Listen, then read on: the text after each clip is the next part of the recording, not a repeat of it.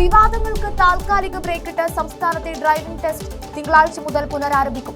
പരിഷ്കാരങ്ങൾക്കെതിരായ കടുത്ത നിലപാടിൽ നിന്ന് ഡ്രൈവിംഗ് സ്കൂൾ ഉടമകൾ പിന്മാറിയതായാണ് ഗതാഗത വകുപ്പിന് ആശ്വാസമായത്.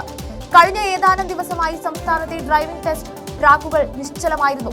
പുതുക്കിയ പരിഷ്കാരവുമായി മുന്നോട്ട് തന്നെയെന്ന് സർക്കാരും പരിഷ്കാരം അനുവദിക്കില്ലെന്ന് ഡ്രൈവിംഗ് സ്കൂൾ ഉടമകളുടെ യൂണിയനുകളും നിലപാട് എടുത്തതോടെയാണ് ട്രാക്കുകളിൽ പ്രതിഷേധം പുകഞ്ഞത്. എതിർപ്പ് കനത്തതോടെ വിവാദത്തിന്റെ നട്ട് അല്പം ലൂസാക്കാൻ ഗതാഗത വകുപ്പ് തീരുമാനിച്ചു. പരിഷ്കാരങ്ങളിൽ ഇളവുകൾ തയ്യാറാക്കി. ഇതോടെയാണ് താൽക്കാലികമായി സമരം അവസാനിപ്പിക്കാൻ CITU അടക്കമുള്ള സംഘടനകൾ തീരുമാനിച്ചത്.